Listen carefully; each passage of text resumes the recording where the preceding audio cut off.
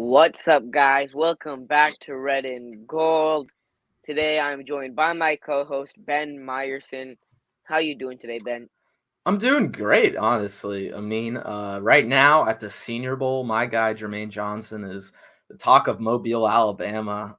He's playing himself into a first-round pick. In fact, he's not even on the field today. He took himself off, and we're not going to see him again until the combine. So I'm really excited about that, of course. But obviously, a little disappointed after that game.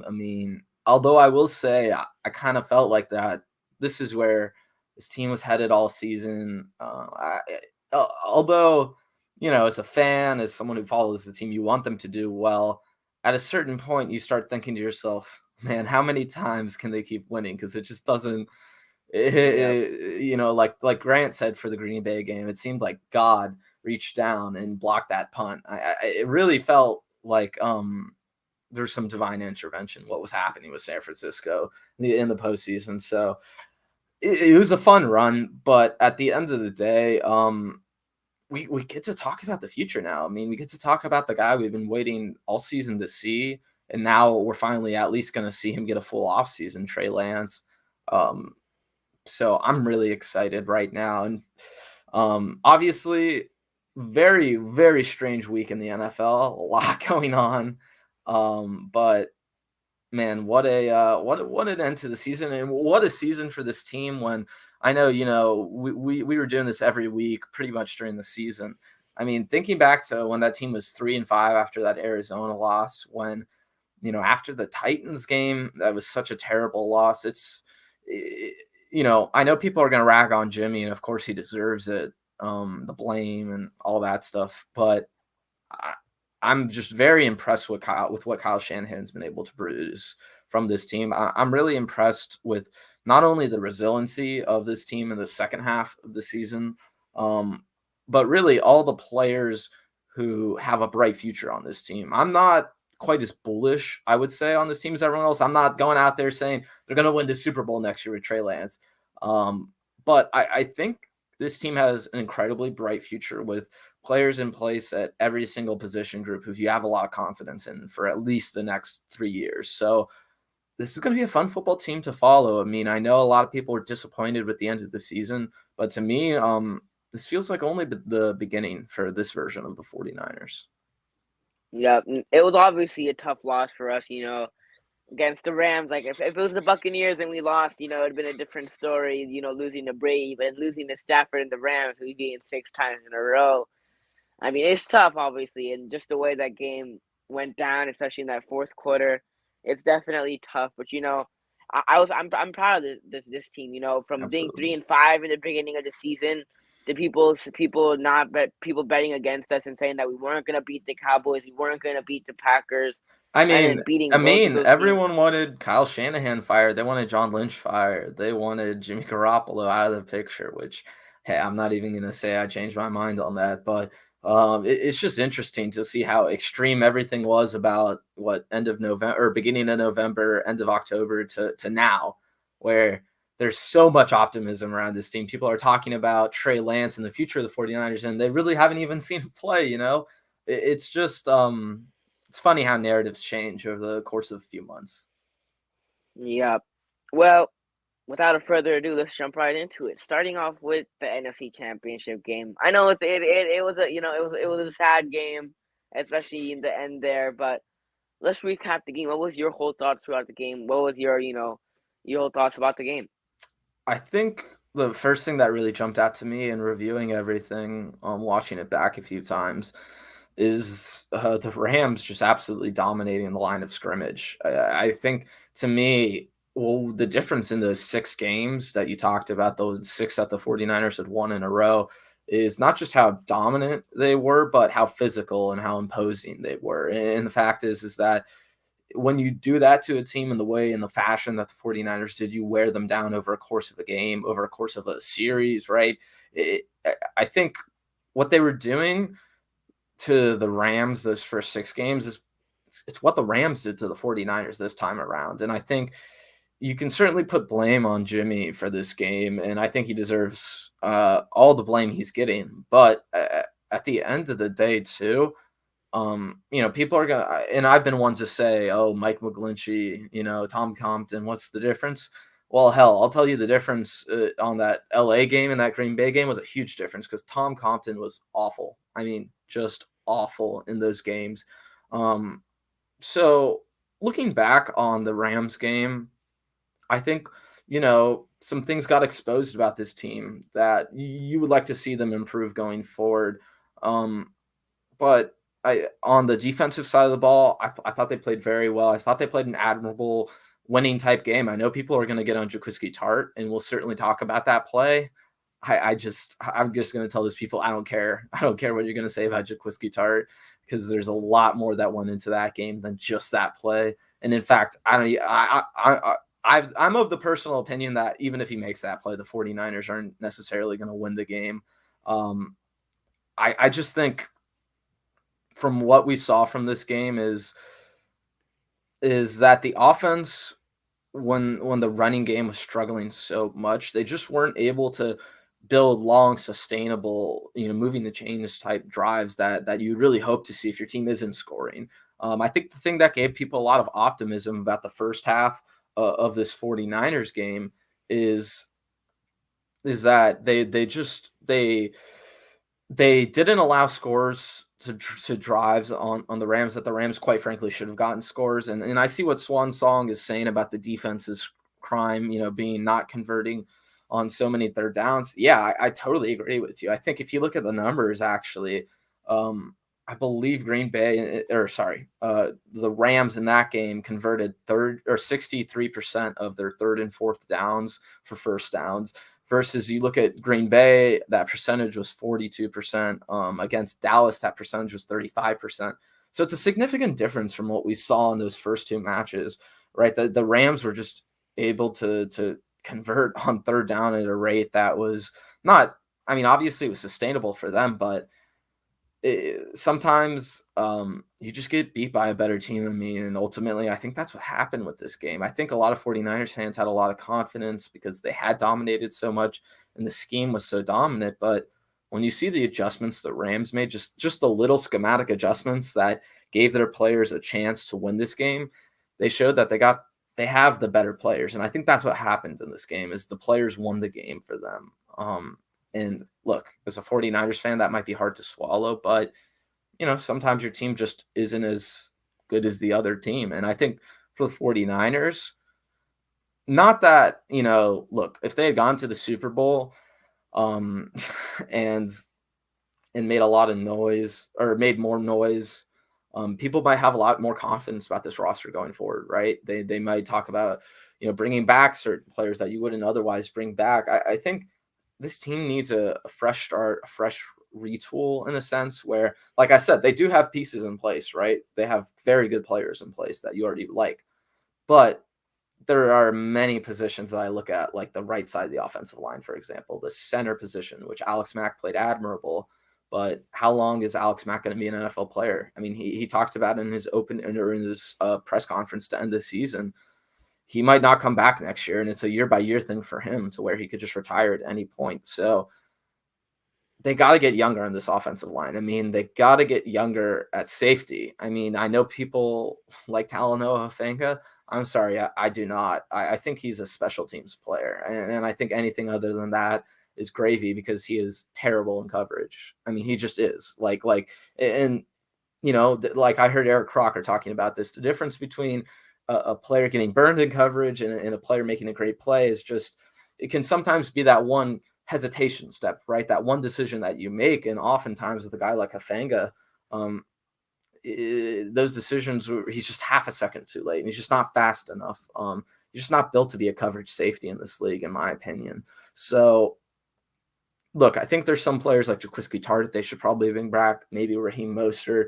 But at the end of the day, they need a lot of new, fresh faces, not just a few here and there. They need 15 to 20 new players to influx this roster to just gives themselves like a retooling. Like a team like the Rams, they traded for Matthew Stafford, but they didn't stop there. I mean, they kept adding Yeah. guys, right? So I think for the 49ers, I didn't want them to just be satisfied with this team this year. To me, the way I see it is they have room to improve, and you should try and improve, of course, in the NFL every year. But I think for a team like the 49ers, the fear from my perspective, from a team building perspective, is they can get complacent. They can be okay with what they're doing, and they can say, hey, we'll bring back most of these guys, right, on one-year deals like we did last year. We'll do it again. We'll run it back. I just don't think they should be doing that. And I think this game is the type of game that shuts that idea down. So I think, look, if you're a 49ers fan, it's not like you didn't want this outcome. But at the end of the day, with the team moving forward in a new direction, there's a lot of excitement and optimism for the future. And there should be. And Swan Song hit it here. Slot corner, safety. I think those are the two positions, personally, I've been scouting the most for the draft already. There's a few guys at the slot corner position specifically I'm really interested in the second and third round. But look, this team just needs not a complete rebuild, right? I mean, but what they need is retooling. They just need better, different depth at all these positions, because I think what they have now is good, but I don't know if it's going to be good enough, right? Yeah. So you should be trying to get better, and I really, yeah, Swan Song, you Petrie, yep, the Baylor corner who's going to probably be a safety, who I think played slot at Baylor, if I'm remembering him correctly. Yeah, Petrie is definitely one of those guys. I believe also Swan Song, the Nebraska slot guy who I can't remember his last name right now. Jojo, I remember his first name, quite the first name, but yeah, slot corner, replacing K'Wan Williams, replacing Jaquiski Tartt, finding a right tackle, finding a right guard. There's going to be a lot of spots where you can look at this team and they could have a lot of new faces, and I think they should. Yeah, well, looking back at this game, this was a game that the Niners should have won, right? Going into the third quarter, you're up 17-7. You have to win that game. You have to win that Sorry, football real game. quick. I mean, you just reminded me of that. I want to point one thing out real quick, is that I think coming out of halftime, and I know the fourth quarter and that the end of the third quarter sequence was bad, but to me, they lost. Part of the reason they lost that game is because they came out of halftime, they didn't score, they allowed the Rams to get the ball back, and then they, I believe, scored a touchdown after that. Right? Imagine if coming out of the half they scored 10 points instead of 7 right there. Yeah. You're talking about an overtime game instead of a loss, right? So those are little things that stick in my mind now. Honestly, I've been past the Rams game for a while. Like I've been looking at that draft board a lot, but like I said, there are little moments where you can go back to in this game, I mean, and there are real momentum differences. And gosh, the 49ers just had all the wrong momentum in that second half, which is strange, right? Because I mean, I think coming out of it, right after we went into the first half, fans are like, oh my, like this is great. It's fantastic that the 49ers are even in that position at halftime, because it seems like the Rams should have put up even more points in that first half. But Yeah. ultimately things go how they do, right? Like you said, they held off for as long as they can. And that's why I don't put this game on the defense in particular. I mean, it's because the offense had so many opportunities to win or flip this Exactly. game away. There was times in the fourth quarter that they were at the Rams like 50, and they could not convert. They couldn't get 15 more yards to get into a field goal The range. It was fourth and two, I mean, to me, is the one that I don't actually usually question Kyle a lot for his decisions, because he always has good reason behind what he's doing. I'll never understand that 4th and 2. And I heard him talk about it afterwards too. I know what he said. He said, we got to 2nd and 1, right? Oh, yeah. So this is one of the other positions real quick. Interior offensive line. I'm looking at guards. I'm looking at centers. Yeah, they just need more depth, even if they're not going to be drafting a starter right away, right? Let's say you're not going to get your Alex Mack replacement in year 1. Well, it'd be nice to get him to sit behind Alex Mack for a year before he does start, right? So I think things like that are important. But Getting back to the game for a second. Kyle, man, that 4th and 2. I just don't understand it, because I know he said that he felt like his team, right? They if you heard what he said in the press conference, they ran on 2nd and 1, got knocked a yard and a half back. 3rd and 2, they're sitting there thinking, hey, if we get a yard, maybe we can go for this. And then they got knocked back a half yard, and he said, while it was 4th and 2, it's more like really 4th and 3 distance. I understand the hesitancy, but at the same time, Kyle, and I've heard Kyle Shanahan say this, so I would say to him right now, don't play games to not lose them. Play games to win them, Kyle. And that's what I felt like he did right there. He played that to not lose it. Yeah, that was a frustrating to me. Like, people talk about Debo not getting enough touches, yada yada yada. Like, I'm not in those meetings. We don't know what went on in the 4th quarter.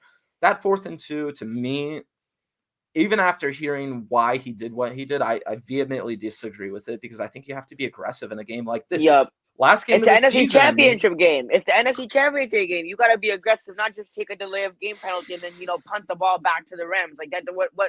And we've seen it in the Kyle Shanahan and John Lynch era. There's been times before we'll be up at halftime, and then coming into the 3rd and 4th quarter, we can't score on the first drive in the 3rd quarter, and then the other team starts scoring, and then we might put up, a field goal or another touchdown, but then the other team gets the momentum, and then they come back in the game, and then either the Niners just end up losing it, or the Niners, just miraculously win by a field goal when they were in some games up by 10 points.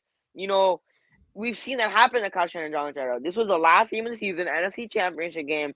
You had opportunities where you were in the Rams' 50-yard line, and you couldn't get 15 more yards. Like, even if you didn't get, even if you didn't get a touchdown, you should have at least been able to get 10 to 15 yards more to at least get into field goal range. Kyle, there was 2 or 3 drives where they couldn't capitalize on that. Right, 2 or 3 drives.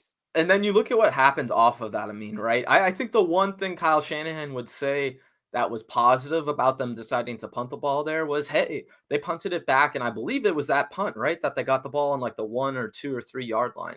Well, guess what? It didn't matter, because the Rams drove 98 yards and scored a touchdown that drive. So, Kyle can he does these things where, yes, technically there are little decisions here and there where he can justify what he's doing, and there's certainly reasons for why he does what he does, and I completely understand that. The 4th and 2, man, it's an aggression decision, and it's what's funny about that 4th and 2? You know what's funny about that 4th and 2? The week before in Green Bay, it's a 3rd and 7. Name me any other coach that would run the ball with Deebo Samuel on a 3rd and 7 when the game was on the line. Well, I also think the reason they ran it, is because they needed to run clock, I believe, in that scenario. I brought that up as well. No, they need to run clock, but they needed to run clock, I believe. You were confident on a 3rd and 7 running the ball. Even though I get it, you're trying to run clock, but you weren't confident to go on a 4th and 2.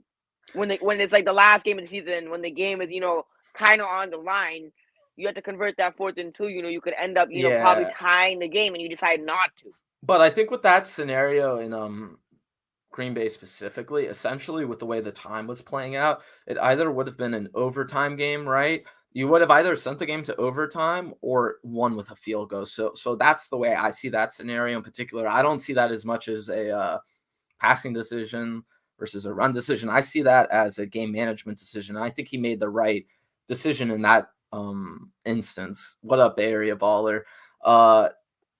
Yeah, look, I think there's a lot of things we can point back to for this game. Ultimately, though, like I said,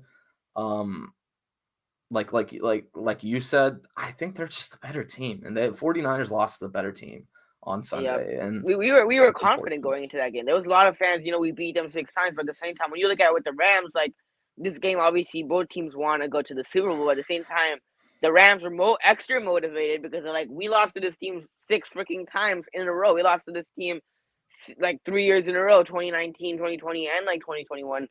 So they were frustrated. They were done, right? So they're extra motivated. Garoppolo was undefeated going into that game against the Rams. Yeah, he was. He was 6-0 against the Rams.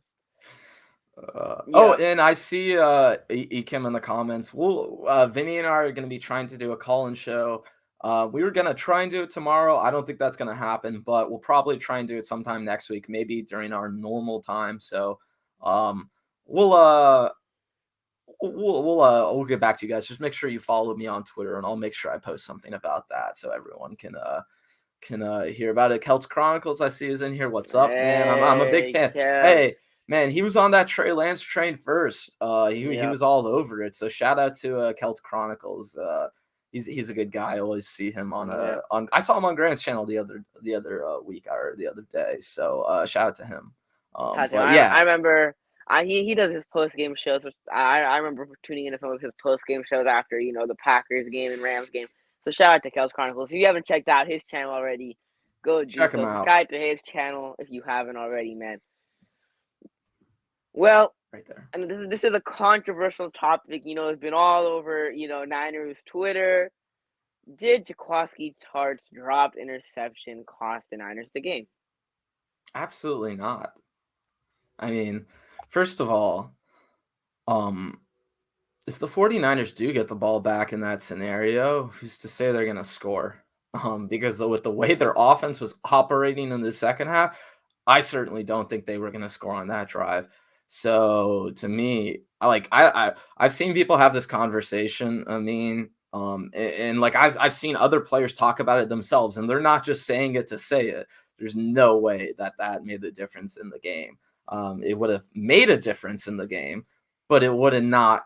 There's no scenario in which, in my mind at least, in which Tartt gets that interception, and then because of that, the 49ers win the game.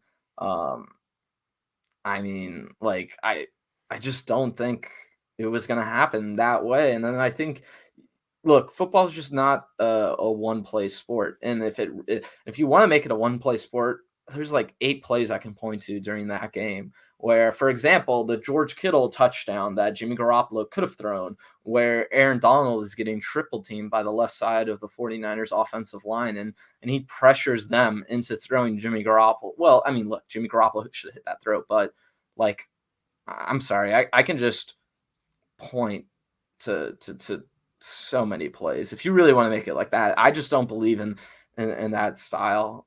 Personally, I just don't. No, it did not cost them the game. Look, it would have helped them, but did it Yeah. cost them the game? No. Obviously, definitely would have helped them, right? Because you could have run down some clock, and you could have run down some clock for the Rams to not have as much time to score on their next possession. So that Tartt interception would have helped, right? But at Well, the same and you time, want to talk about interceptions dropped. Ekim makes a great point. What about the 2 near yeah, dropped interceptions yeah, by Jalen yeah, Ramsey? So, I mean, look, football is a game of inches, right?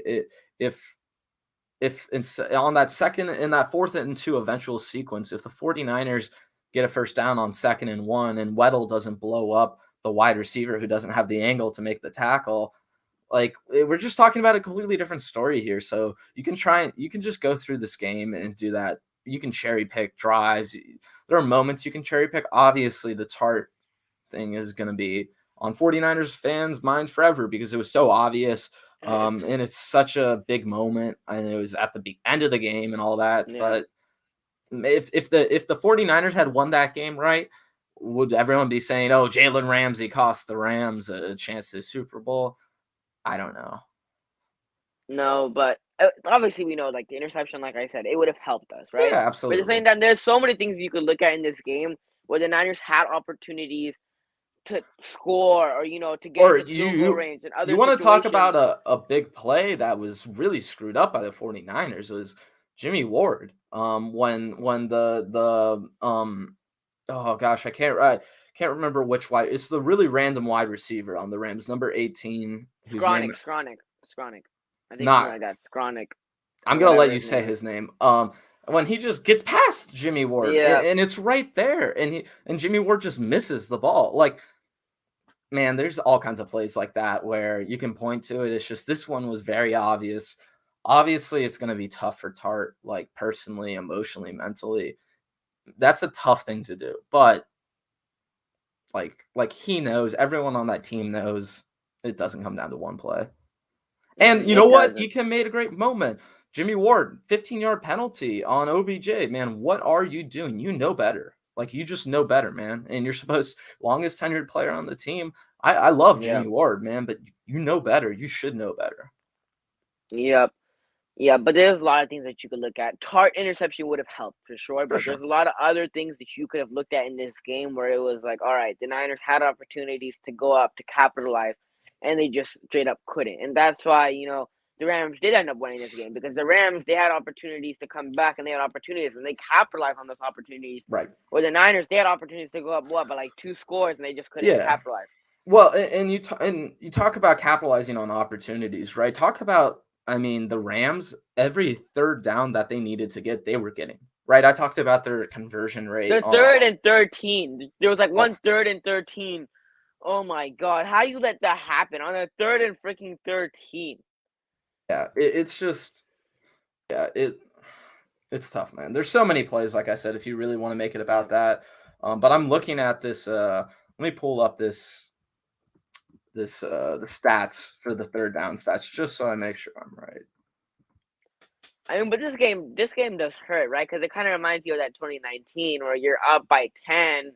Yeah, it You does. have a chance. And like the only reason, like, I mean, the Super Bowl probably hurt more because you should have won that game with 6 minutes left. But at the same Right. time, this kind of hurts also because it's not the Chiefs again, it's the Bengals. And I know everybody's like, we want revenge, we want revenge.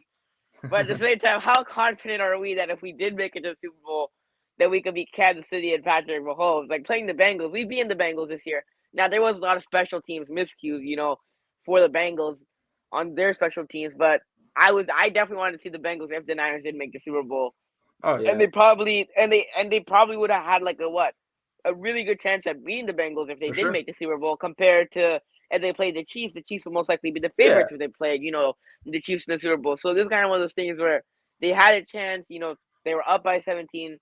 They were up by 10 points. They blew it. And then if they did make it and they played the Bengals, they probably would have had a Lombardi trophy against the maybe. Bengals.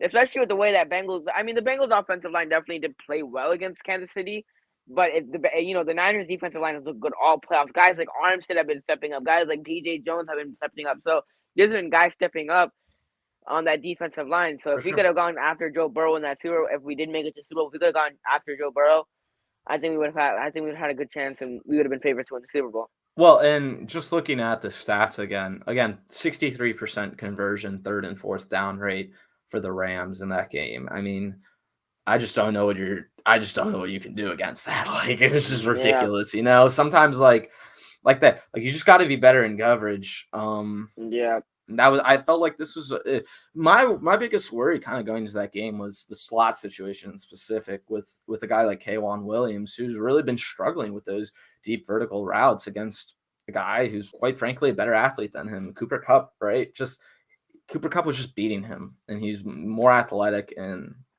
yeah, I mean 63% conversion rate on third and fourth down, like I just don't know what you're supposed to do, man, you know? mhm. Well, I mean, it's hard to stop Cooper Cup, but the thing is, like, I'm surprised. I mean, I'm not necessarily surprised, but like, you look at what the Titans did against Jamar Chase, and a lot of teams what they're doing against Jamar Chase, they'll double team Jamar Chase. Whereas, like, I haven't seen the team yet in the playoffs try to double team Cooper Cup. Um, so I get it. I Yeah, know. well, I think because I think it's just harder to double Cooper Cup, honestly, because the Rams do have so many good weapons, and I They think have McVay's OBJ, Jefferson. well, it's not the level of weapons they have, it's the variety, the fact that they do have so many weapons, right? So I think look, if you try and limit Cooper Cup, then you're gonna ask for their tight ends or other two receivers, Cam Akers or Michelle of the backfield to do well. So yeah, I just think it's still hard to double Jamar Chase because obviously you have to deal with T Higgins and Tyler Boyd, Yeah, but because Cooper Cup is moving inside so much and moving around so much, it is harder to double him versus a team like Cincinnati, yeah. which is pretty much playing Jamar Chase for the most part outside. I mean, he just doesn't play in the slot like Cooper Cup does, right? So No, Cooper Cup plays inside the slot. He plays, outside. So he plays both. Like you said, Jamar Chase is on the outside a lot. But moving on to the next topic. Oops, is Kyle Shanahan a choker? Some people say he is. Some people say he isn't. Is Kyle Shanahan a choker in your opinion? I If you want me mean, to start, if you want me to start this one off, I can. I'll put it to you this way. I don't think there's evidence to say he isn't a joker. I mean, what can you say at this point? Really, I don't know. Like if even in my mind trying to play devil's advocate. I mean, I don't know what the advocate here is for Kyle Shanahan other than having Jimmy Garoppolo as a scapegoat. Which, if you are going to give him that scapegoat, well, maybe he shouldn't have decided to go Jimmy Garoppolo all along the way, right? So, I look, is Kyle Shanahan a joker? Yeah, he's a choker until he's not a choker. I mean, look, in football, I don't think you're definable like that. As a person, I think you can evolve, all that stuff, and I'm there with Bay Area Ball, right? I think choker is a little harsh, but he's definitely not clutch, and I don't think there's any evidence to say that he isn't. Like, really, there isn't any He evidence is, to say he isn't a yeah, choker. he is such a okay. I'm gonna be straight up honest. He's such a fourth quarter choker. Forget about his time on the Niners. You look back at him being the Falcons offensive coordinator in that Super Bowl Yeah, 51. What did the Falcons offense do in the whole second half? you know what it is? Nothing. You know what it is more than anything, though, Amin? And I definitely personally relate to Kyle Shanahan in this sense. Not to compare myself to Kyle Shanahan. I'm not trying to do that. But I Ben think Meyerson, offensive genius. no, no, no, no. I'm saying both Kyle and I personally, or at least I feel myself, and I see this from Kyle. Kyle's a classic overthinker. I mean, he really is just a He does. classic He does overthinker, overthink in man. situations. Yep. No, but I mean, Kyle Shanahan, yes, he is a choker. You look at obviously like that Super Bowl, 28-3 will be a meme that will never die. Like that meme will never die. It still comes up even to this day. I still see it sometimes on Twitter. The Falcons offense, which he was the offensive coordinator, couldn't do nothing in the whole second half. And what was it like? It was like 3 minutes left, or like in that third quarter, and the Patriots came back. Now you could put down the defense, but at the same time, the Falcons offense couldn't do nothing. They couldn't generate any points in the whole second half. And then we see it with the Niners, right? The ones that we bring up are obviously, the Super Bowl, and then obviously in the NFC Championship game this year. But we've seen Kyle also this not even just in playoff situations, but in regular games, be up by double digits in the first half, and then come out in the second half, and the offense just straight up can't do nothing, and they'll only maybe get like a touchdown or a field goal the whole second half. And then sometimes, the Niners do pull it off with like a field goal at the end of the game, and nobody really like talks about it. But in other times, the other team just comes back, and then we end up losing games. And then we obviously look at with the Niners Super Bowl. There's no way with 6 minutes left, you being up 20-10, that Patrick Mahomes should be able to put up 34. Now I get it, the defense allowed points, but at the same time, with 6 minutes left, you couldn't either run out the clock more or do anything. They put up 10-34 with 6 minutes left. Yeah, That's ridiculous, dude. Six yeah. minutes left. They put up what, 24 points on you in 6 minutes? That's outrageous. Now I get it. It That the is. defense allowed the points, but at the same time, you gave him the ball back. The defense, it would have been 20-17. You gave the ball back like that, and they put up what, 34 Right. on you guys. And then if Well, you look at, and I mean, at the end of the day, like I said, Kyle Shanahan's a choker until he's not a choker, right? Until yeah, he finishes the job. And the thing I'll just say on this, on the Kyle Shanahan topic in general, I think a lot of people were more down on him in the middle part of the year. And I think some of that criticism was, I mean, fair. I don't think it was, it should have been as far as it was, certainly, but I think some of it was fair. Um, and I think the thing with a guy like Kyle is that I feel like up until this year, we hadn't seen the kind of growth that that that we saw at the end of this season. Really, I felt like we saw growth from Kyle Shanahan, where in those certain games that we're talking about. I mean, Green Bay and Dallas come to mind. Obviously, I thought he did a better job of managing the clock, end of game scenarios, end of game situations. Right up until he doesn't do it. Right when it in matters the the when it most. matters the most, exactly, right? When it matters Ah, the most, Kyle Shanahan, for whatever reason, just falls short he's an each and every time. he makes erratic decisions, man, and again, Kyle Shanahan, he's a choker until he proves he isn't, right? To me, that's just what the issue is. Yeah. And I'm certainly not going to defend him, but man, I will say I don't think there's not any other coach, but I'm certainly happy with the direction of Kyle's taking this franchise. Specifically, like I said, I think the growth we saw this season, I thought was impressive from him. We saw him own up to his own mistakes this season. Guys like Brandon Ayuk, right, who was in the doghouse all season by Kyle Shanahan's own doing. Now he's coming around to empowering his players the right way. So when I look at things like that and the way this team developed towards the end of the season, the way they really, honestly, the thing that gives me most confidence about Kyle, beyond all the things that people already say about him, is the confidence this team and these players have in him, not just now, but moving forward. And the fact that players like Trent Williams wanted to come to the 49ers because of Kyle, not because of Jed York, not because of John Lynch, certainly, but because of what Kyle was doing. So it's kind of a double-edged sword with Kyle. Yeah, and Swan is right. They were saying these things about Andy Reid. I remember Andy Reid made it to 4 Nfc Championship games and lost. And can I be quite frank? I think Andy Reid deserves a lot of criticism right now. I mean, you want to like being realistic. I mean, how are the Chiefs aren't going to be a better team than they have been these last couple of years moving forward. Patrick Mahomes is going to be on the hook for like 30 to 45 million on their cap. Honey Badger, I mean, he's just gone. It's not even like a question in Kansas City. It'd be like a miracle if he came back at this point. So, I think a lot of people were after Mahomes won it 2 years ago, would have been saying, hey, the over-under for Super Bowls in his career, it's got to be 5.5 or something, 4.5. I think that number's a little lower right now, quite to be truthful. Mahomes, honestly, if he made it, he made it obviously the last 3 years, I think, right? He made it to the Super Bowl when he played the Niners. He made it against Tampa. No, he didn't make it this year. He actually didn't make it this year. So he made it to the championship game for four times, four straight years. seasons, right? But if they could, first starting seasons, which four for start. It's remarkable, right? And I mean, you could say that Mahomes arguably should have made it to in his first full year starting to the Super Bowl if it wasn't for that D4 offside call. And then obviously when you give Brady the ball in overtime, Mahomes can't do anything. Kind of like the Josh Allen situation this year, where coin toss overtime, Mahomes gets the ball, he goes down and scores.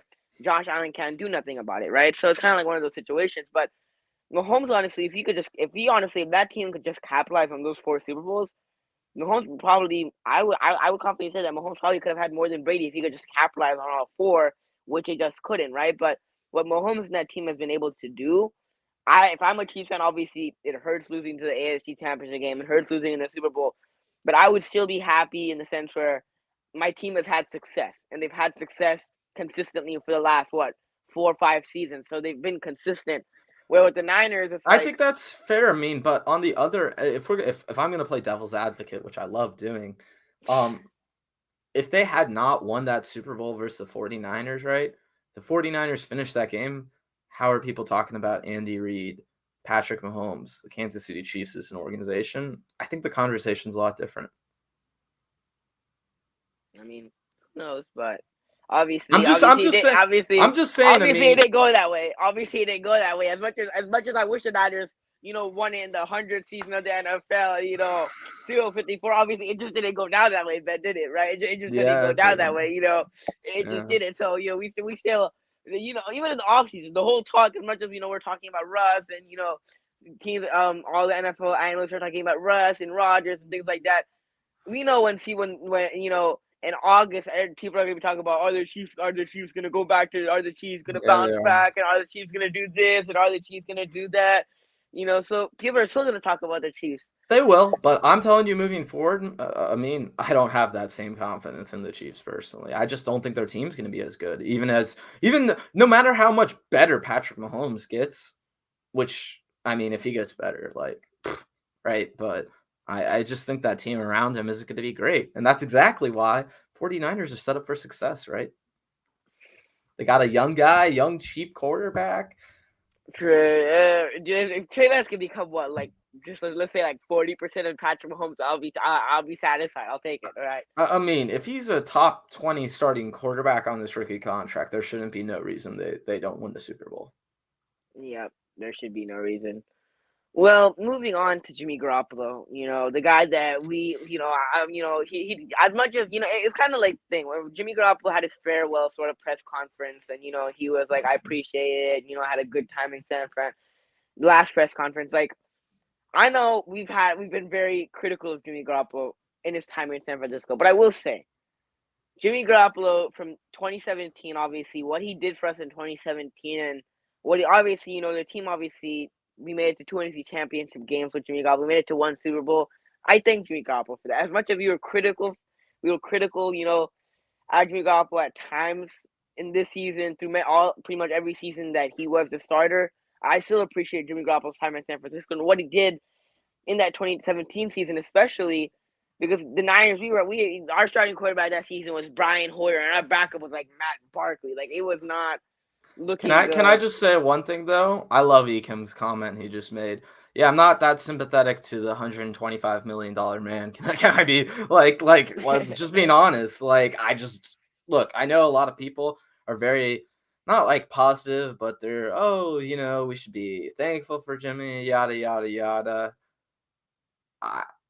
I'm not gonna be like so harsh on him because he is out of the door, but I'm not necessarily like thankful for Jimmy Garoppolo. I hope he's the quarterback next year. No, but I don't think anyone's saying right? that. I appreciate for what he did for us, right? Like not necessarily like the two Nfc championships. You could say fine, your team had a lot to do with it, but what he did in 2017, like obviously. $100 million contract was a little bit excessive for 5 games, but not instead of franchise tagging him. But that 2017 season, man, he had some magic. Like that 2017 was really bad. That Jimmy Garoppolo comes in and he beats the Jacksonville Jaguars, and he beats the Titans and teams that we weren't even expected to beat coming into the season, and we weren't even expected to beat during that week of like that specific one that leading up to that game, and then we end up going out there and winning those games. And that 2017 season, I would say it was Jimmy Garoppolo. It was Jimmy Garoppolo making plays, but then obviously you gave him the contract, and then pre torn ACL Jimmy Garoppolo, and then post torn ACL Jimmy Garoppolo are two completely different quarterbacks. But I still appreciate what Jimmy Garoppolo did for this team, even though we were critical. We were critical at times. I still appreciate what he did for this team. Yeah, David McNeil says, "How's it going?" I'm not going to say that I'm not appreciative. I mean, it's more just that I'm personally curious to see what Jimmy Garoppolo would have looked like over these past 5 years in other situations where the play caller isn't Kyle Shanahan, where the weapons aren't George Kittle, Deebo Samuel. Like just being plain honest about the situation. If Jimmy was on the Detroit Lions instead of the San Francisco 49ers for the past 5 years, like you know what the hard reality of Jimmy Garoppolo's career moving forward is that he'll be lucky to be Ryan Fitzpatrick moving forward. Honestly, yeah, there'll be a team that maybe keeps him for 2 years at a time, but year to year after this next year, Jimmy Garoppolo is going to be on different teams. I just think it's the way his career is going to work out. Jimmy Garoppolo is serviceable in a good situation. Like you can win games with him. He's serviceable in a good situation. In a bad situation like Detroit or like Jacksonville. Well, and I think there was a writer who put it really well for the Ringer, Ben Slovak, who's a great writer. He's wrote a lot of good Shanahan 49ers pieces recently. We'll see what Jimmy Garoppolo looks like without Kyle Shanahan. We know what the 49ers will look like. We'll see what Jimmy Garoppolo looks like. Yeah, we will see. But moving on to obviously potential landing spots for Jimmy Garoppolo. What do you think Jimmy's trade value is? But let's start off with Jimmy's trade value. What do you think Jimmy Garoppolo's trade value is? So, just off face value, the one thing you really have to consider is his contract, obviously, right? He has 1 year left on his deal. It's 26 point something million dollars. 26 million, yeah. Yeah. The team getting it back gets him for 24.6. honestly, I don't think he's worth even a third-round pick. I think they'd be lucky to Dang. get a third-round pick Yeah, at this point I for think they Jimmy would. Garoppolo. Even a fourth or a fifth, I would run to get that done. And I think the thing people aren't talking about enough is I think there's actually a really good chance that the 49ers just having to end up cutting him. Like, I really think there is. And as strange as that may sound, it's really just because of what I said. Like, the value for the 49ers is in the cap space. What's the value for these other teams who are trading for Jimmy Garoppolo, right? He's on a 1-year deal on a $26 million. well, What, it's like 24 point whatever, 0.6 million for the team who's trading for him because of the dead cap. But at the end of the day, you're paying top 10, top 12 minimum for a quarterback who isn't even injury that on his prone, best day, right? average. Serviceable in a good situation, but the contract, right? That's where I think it goes wrong for the Niners because, and especially with Jimmy Garoppolo's injury history, like. I mean, I think they could possibly get a third rounder if they're lucky, which isn't likely. The way I I mean, see it, I mean, is if there are teams who are there are a lot of quarterback desperate teams, right, this offseason. If if there's a team like a Carolina or a Pittsburgh who desperately wanted Russell Wilson or desperately wanted Aaron Rodgers or desperately wanted Deshaun Watson and are the last at the table getting their quarterback and there are no other options left and they're desperate heading into the draft, yeah, maybe they give up like a fourth round pick or a conditional third round pick for Jimmy Garoppolo. But beyond that, I don't see how they maximize his value. yeah, We know how we're talking about Jimmy Garoppolo and how the consensus is for Jimmy Garoppolo. Imagine how scouts and front office people feel about Jimmy Garoppolo. I don't think it's a secret what Jimmy Garoppolo really yeah. is. And I don't, and like if you're looking at it from another team's perspective, what team would want to give up a second round or a third round pick straight up for Jimmy Garoppolo when you take into the factor that he's an average to below average QB? Sometimes he's mediocre. And when you look at his injury history, it's like, so a team could trade a third round pick for Jimmy Garoppolo and then he could be injured for the whole year with like And a then he's high a ankle free sprain or something agent, like that. right? Yeah, and then he's a free agent next year, and then the third round pick goes to the Niners, right? So when you take in like some of those factors, it's like I don't see a team giving up a third round pick. The Niners could if they're lucky, if a team is desperate enough to be like, you know what, we need these, we need a quarterback. Let's take a risk on Jimmy Garoppolo. But I really don't know if a team would give up a third rounder. And I get That's it.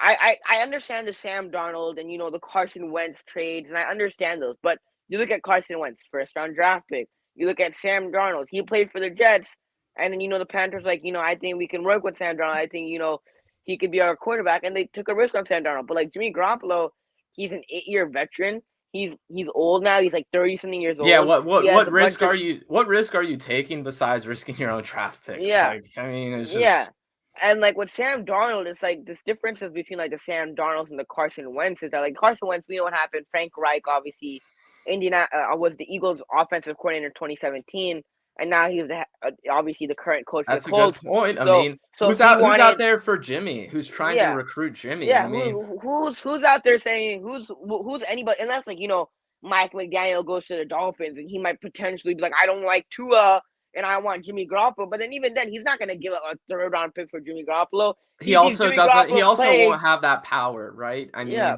mean, I just don't.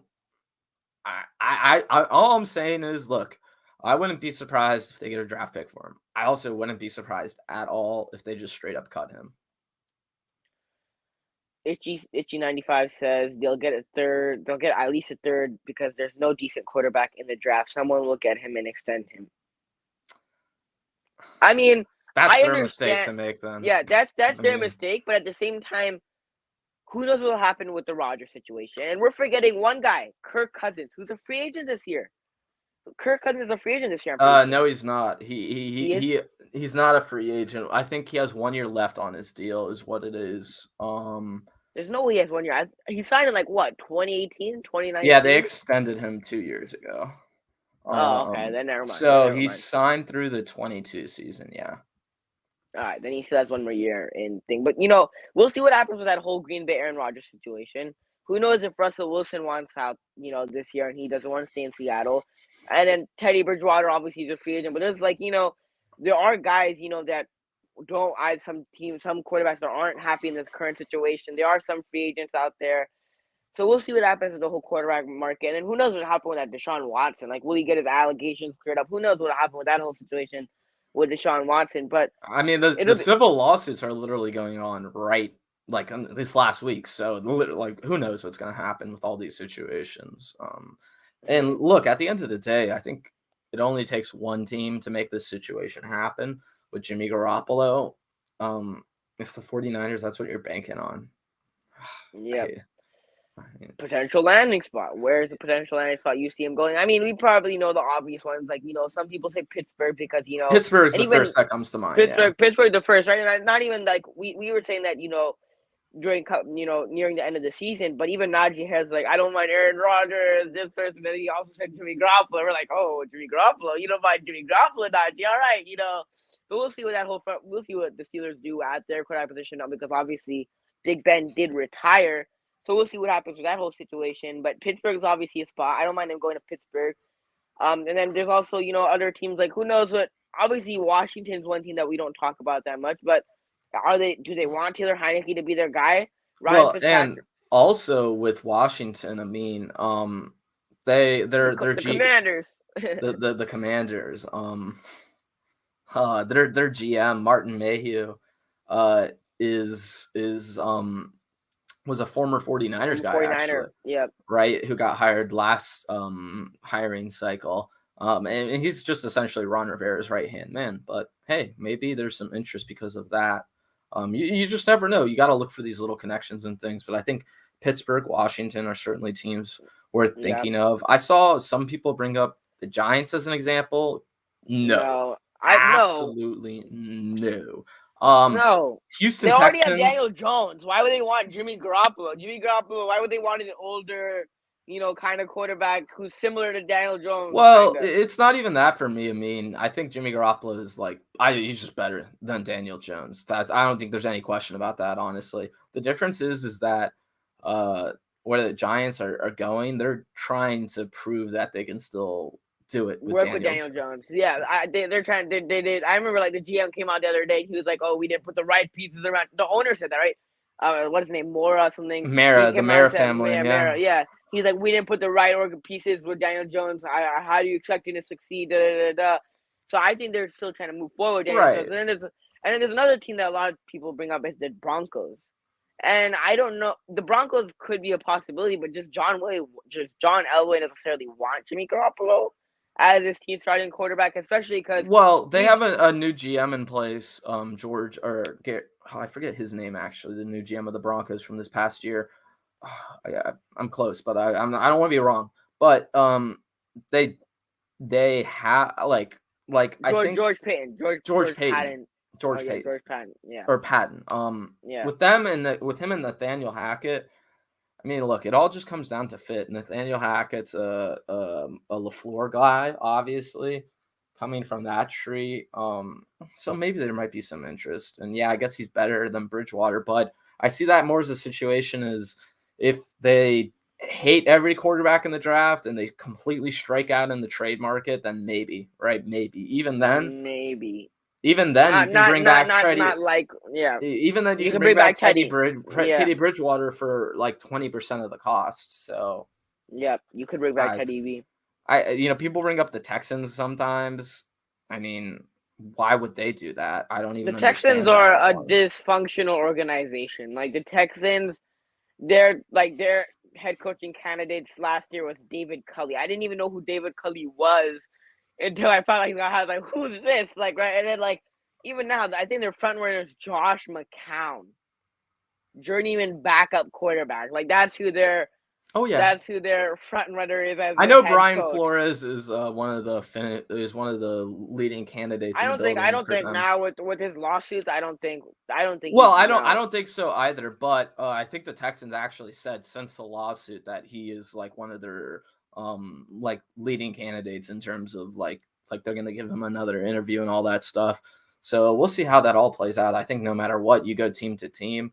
We're There forgetting just about the aren't. Bucks. Oh God, no. I can tell you right now, there's absolutely no way he plays for the Tampa Bay Buccaneers, and I'll tell you one great reason why is because Bruce Arians. That's why. I mean, you want to talk about a guy who's anti Jimmy Garoppolo? I don't think there's a head coach who would be more anti Jimmy Garoppolo than Bruce Arians. Bruce Arians. I mean, he was okay with Jameis Winston when he threw 30 interceptions because he pushed the ball downfield. And he put up 30 for 30, right? He put up 30 touchdowns and 30 interceptions, right? Yeah, well, he was at with a guy like that. He's okay with his quarterback taking those risks because he wants them.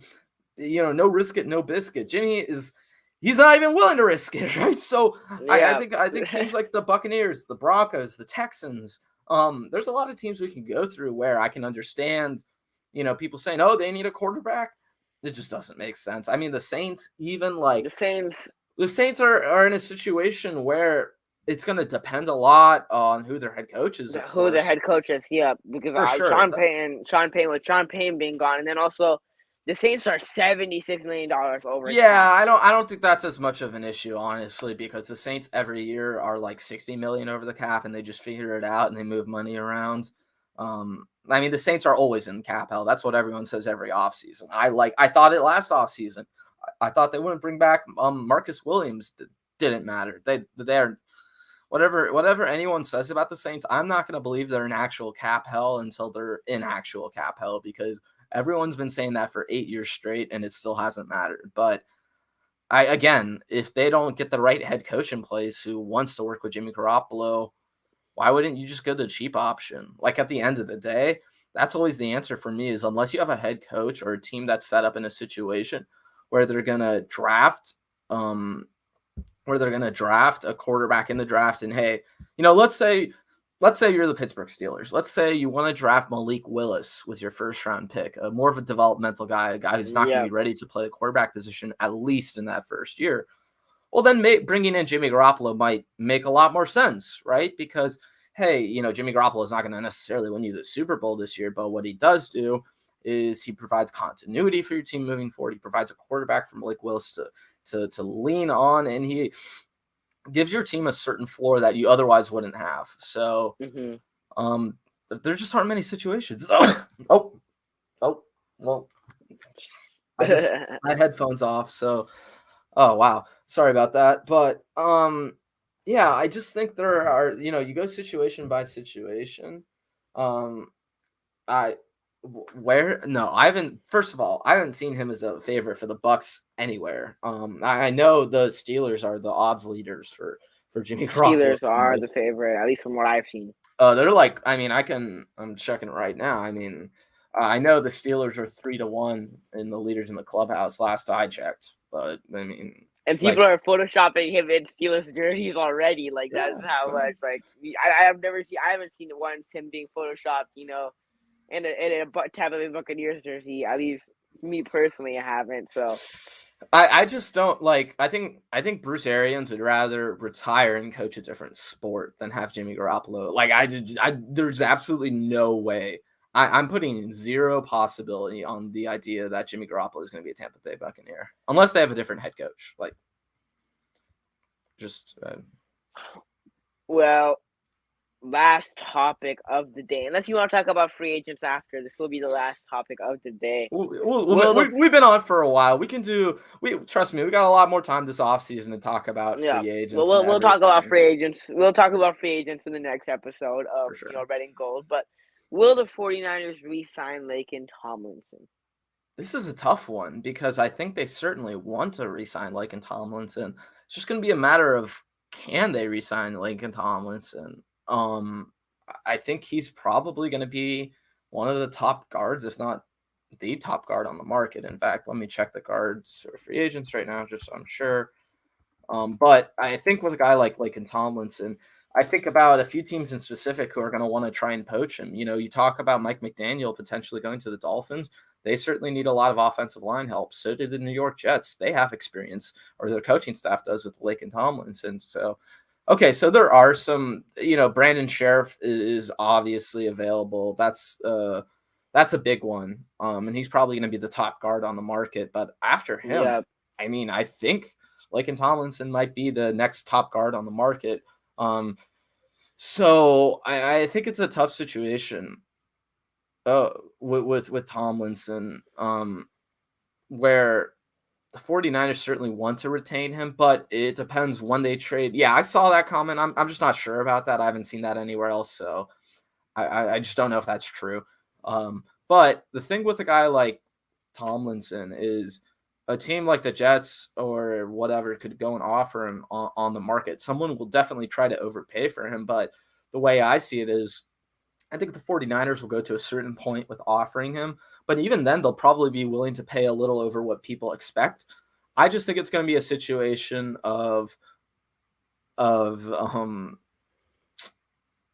like where the 49ers try and not lowball him a little bit, but they might not be willing to match what another team is offering him, right? Yeah. They might be willing to do or offer a contract just underneath what another team is offering him.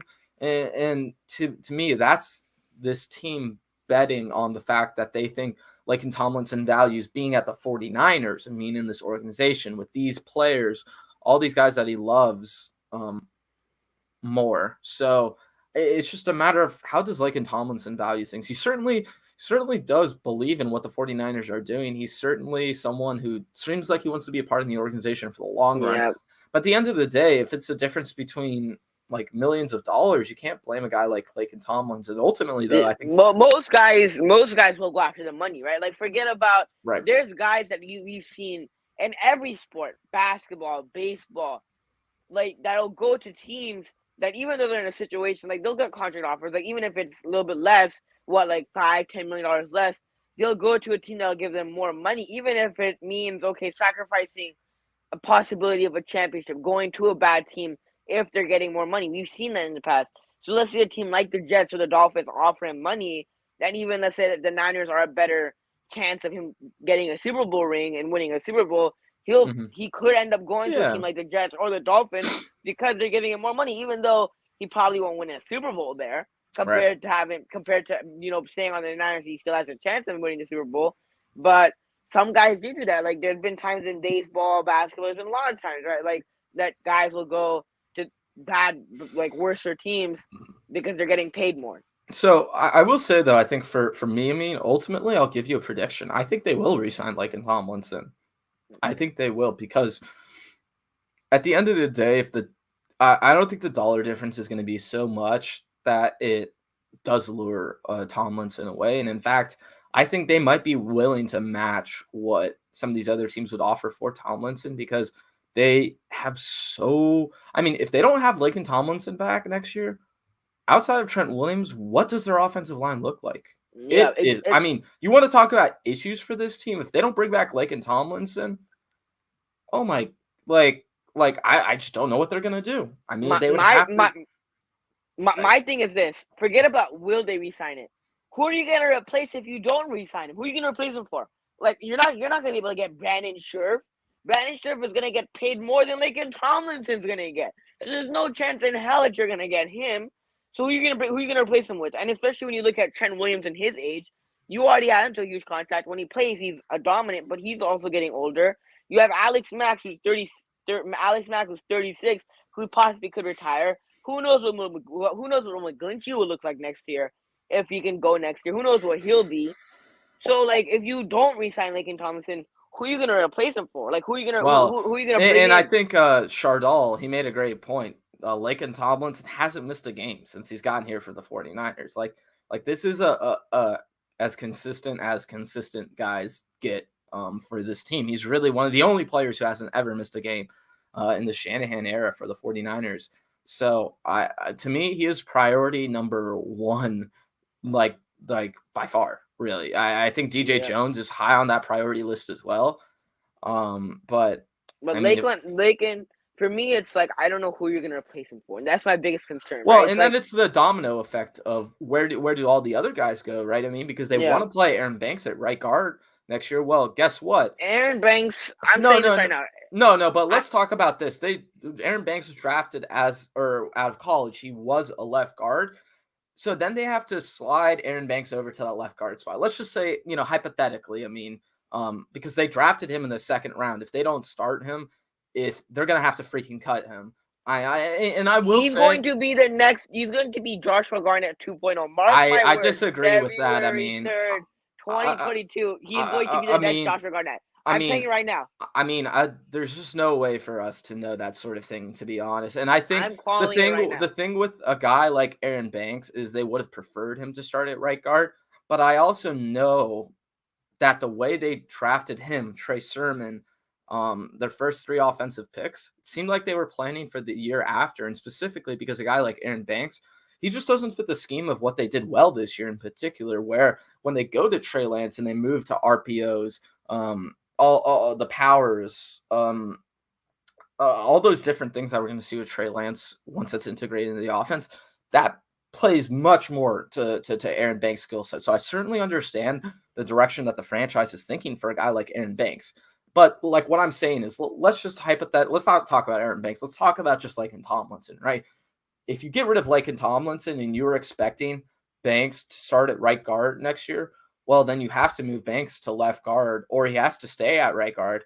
And then if he's at one spot or the other, then what are you going to do with that other spot, right? It's such a domino effect of if Laken Tomlinson is not on this team next year.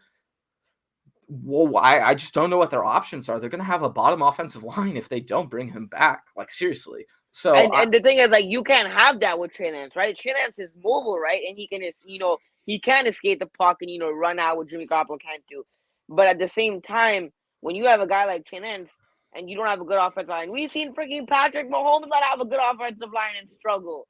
So if you've been set to put a rookie quarterback in that situation, and you expect him to like survive, not even survive, but you expect him to play well behind a bad offensive line, the only probably recent memories that I've seen a guy, perform behind a bad offensive line is a quarterback who's in the Super Bowl right now. I was Joe about to say. Shiesty, Joe Cool, Joe Brr. That's the only guy. That's pretty much the only guy, that's, playing well with a bad offensive line. But even guys like Mahomes, don't perform well behind when he doesn't have his, a good offensive line. So if you let Trey Lance to be in next year and he doesn't have a good offensive line for next season, who knows? It can be ugly. It could possibly be really ugly. Yeah. It will be. And like I said, I think it's more that I worry about if Laken Tomlinson isn't back, what happens with all those other guys? Because, look, if they do bring back Laken Tomlinson, I do have a certain level of confidence in Aaron Banks, but I do have confidence in the vision that they have for him, right? It's just a matter of if that happens for him. I still think they should try and draft an interior guy, no matter what. But to me, I mean, like I said, even if they bring back Laken Tomlinson, I want them to go back into the draft and go and get another interior guy, because even if you think Laken Tomlinson, Trent Williams are fine for the next 3 years, minimum 2 years, let's say, what do you do about your center position in the future? We talked about that at length. Alex Mack will either play one more season, or he possibly could retire this season. He could retire. He could retire this season, but if he does play next season, he's going to be gone, in 2022. Well, I wouldn't be 100% sure about that, just because he has a 2 years left on his deal, right? So that's the one thing where I'm not as sure. But I mean, based off the way he was talking about this, I mean, he certainly isn't confident that this is going to be a multi-year thing. I mean, he talked about it himself. He says every offseason now he takes it year by year because he knows how much it takes to play a full year of football. It puts so much on your body.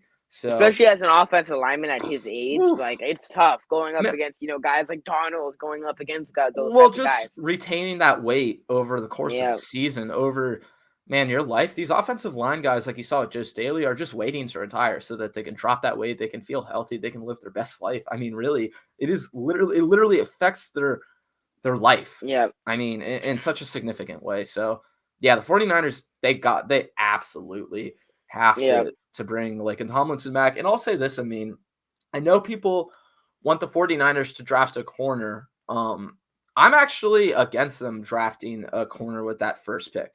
In specific, especially the outside corner position, because I think the way I look at it is I think you could try and get a better corner than Mosley or Ambry Wright, and you might be able to get that in the draft. But the way I see it, is The that best way to get, I think is the best way to get that is in free agency. If you're trying to improve guys like Mosley and get better guys, that's in free agency. well, I disagree with that because I don't think they're going to splash big in free agency. I don't. What I'm saying to mean though is that they should be fine with Mosley and Ambry being slotted as the two starters for next season because, in my opinion, I'm much more worried about the strong safety position, for example. Like yeah, they could bring in a corner free agency, but what happens if Tart walks and you don't have anyone to replace that spot? You're going to have to draft someone, right? So I think the thing with the corner position, and I certainly was someone who was saying you need to draft more corners, you need to draft them higher, right? If anything, draft a slot corner. That's a different conversation, much different, right? They Yeah. need to replace K1. I'm totally on board with that. What I'm not on board with is drafting a corner at 61st overall and having them be the replacement for Mosley or Thomas because I mean, I just You don't think don't. that's an advantageous You don't. situation. Mosley's good No. enough. If anything, the way I see it is that what you want to do is you want to bring in a guy who's not going to be a starter, but if he has to be a starter, you're at least comfortable with him, right? And in fact, you know Hmm. what? I think one of the guys, this is going to sound weird, that I really need the 49ers to bring back next season, and he's not going to be the first backup corner or even the next backup corner, but he's probably one of the more important players on the team. It's Dante Johnson. It's because if any starting position in the secondary goes down, slot corner, outside corner, strong safety, free safety, he can replace those positions and he can replace them in a second and he can be good enough, right? I think we saw him in that Green Bay game. Like you don't want Dante Johnson being your next starting corner if Ambry Thomas goes down. And I'm not saying that's what they should be trying to be doing. But what they should do is bring back Dante Johnson, sorry, as that last corner on the roster. And then, maybe you want to bring back Jason Verrett. I don't know how I feel about that, honestly. I mean, if it's for less than $1 million and Yeah. it's whatever, right? It is what it is. But At the right price, bring back Brett. But at the same time, I don't mind at the right price. But who knows what Brett will be next year, dude? He's had so many right. injuries here. I think like 2 torn ACLs already in his career. Yeah. But the point being, I mean, is that I want them to go after a veteran free agent, someone who's getting paid less than $5 or $6 million, who, if they bring them on the team, they're not going to walk into the locker room and be like, "Why is Emmanuel Mosley starting over me? Why is Ambry Thomas starting over me?" No. That's not the type of guy they need. What they need is that veteran who, if any of those guys go down, that is that next man up in a second. So I don't think the Niners. I don't think the Niners would bring in a type of guy like who would walk in and be like, "I want to start over Mosey," and like because the thing is, one thing that the Niners have tried to do is try to have a good team camaraderie, right? Bring in players that get along with everybody Well, I mean, and that are like I mean, like, I don't think their corner situation is that bad, really. I don't think they're. I think considering when you look across the league, the level of starting outside corners, if you know you're going to have Ambry and Mosley for the entire season, I am more than happy with that. Honestly, Well, I you think don't. That's the thing. You don't because like the that's Niners part have of it, such and injury prone guys. that's why they need to go out and sign that free agent, like I'm talking about, that veteran free agent, someone who can play in a hitch if they really need them to outside, but at the same time, keeping guys like Dante Johnson on the end of your roster, right? Things like that, right? I think Yep. there were about 6 cornerbacks on this team this season, right? Next season, we're definitely going to be bringing back Mosley and Bray Thomas, and Diamador Lenore, no matter what. They're signed for next season. Dante Johnson is number 4 for me. Then the way I see it is you need to draft someone. You need to draft a slot corner. I know they drafted Lenore to play slot, but I just didn't see enough from him personally. And I know there wasn't a large sample size, but I really prefer some of the corners that they could get, or slot corners that they could get in the second or third round, even the Nebraska slot in specific, even the Oregon kid who's a safety / slot guy. There's a few different options where they can definitely go different directions. So they fill out those 4 spots, right? They draft a corner.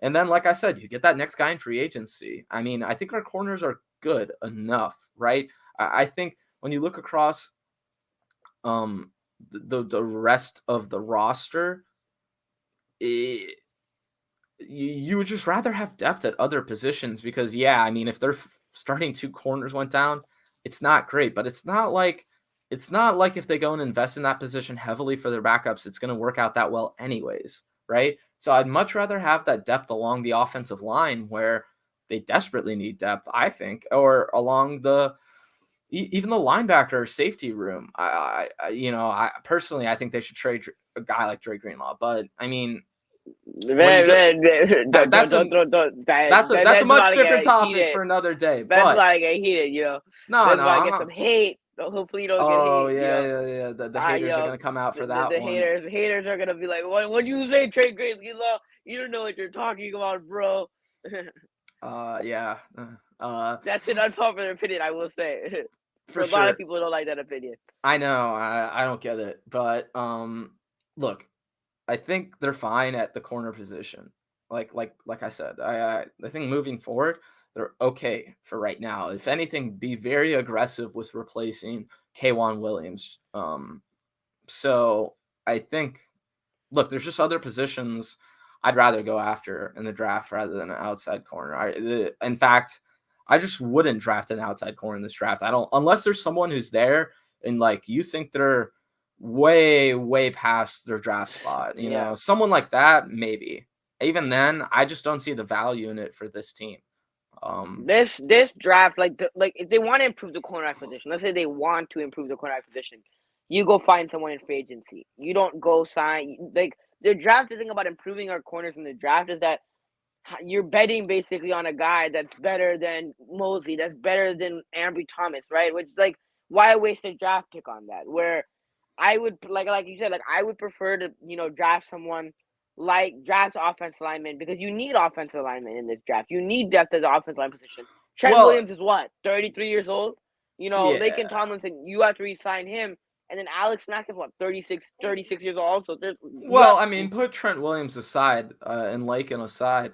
They have three positions that are, I mean, what do you do about them in the future? Okay, I wanted to address this comment too. You're Josh Norman, No. You know what I was gonna say about this issue is it's not gonna be a problem. You know why? It's because Josh Norman's not gonna be on an NFL roster next year. I mean, like plain simple. I'd have Dante Johnson 1,000 times over Josh Norman, no question. Yep, we need QB depth too. I don't know who they're gonna bring in at QB. That's the conversation that I don't. Tyrod Taylor, Tyler Huntley, Minshew maybe. I don't mind Huntley. I don't mind Huntley because I actually personally like Huntley. I don't like him as a starting quarterback for this team, but I don't mind him as a backup. I wouldn't mind Huntley to be Trace backup for next year. Yeah, well, man, this is like an hour, 20-minute show, man. But it was definitely a blast. Obviously the season's over, and now we're looking forward to the draft. Free agency. But man, the chat was lit today, man. We got like a bunch of people. We got like almost over like what? Yeah, I mean, hey, shout out to all the people in the comments who've been here the entire time. Like E Kim. Shout out E Kim, man. He's the man. E Kim shows up to like pretty much everybody's streams and tries to. Shout out to David McNew. Shout out to Itchy95. Shout out to all the guys that Chardall's in here, man. Shout out to all of you guys, man. Yeah. I appreciate it. It's always fun when the chat is, when we got a nice chat going. I appreciate you for joining me, Ben. Of course. Me and Ben, obviously it's the off season, so me and Ben will not be doing this every week. We'll be doing it, every other week. And because it is off season, there's not that much. There will be stuff to talk about, but not as much as there is when the season is actually happening. If you haven't already checked out Ben's channel, please go do so. The link is in the description. If you haven't already followed Ben on Twitter, the link is also in the description. So both his YouTube and Twitter are in the description. Subscribe to his channel, follow him on Twitter, go show him some love. If you aren't subscribed to my channel already, please go do so. It'll be greatly appreciated. We are trying to get to 600 subscribers. And if you haven't followed me on Twitter already, it's also right here at Amin Dream 13. So please go do so. I appreciate everybody for watching. Go Niners, and we'll see you guys next time.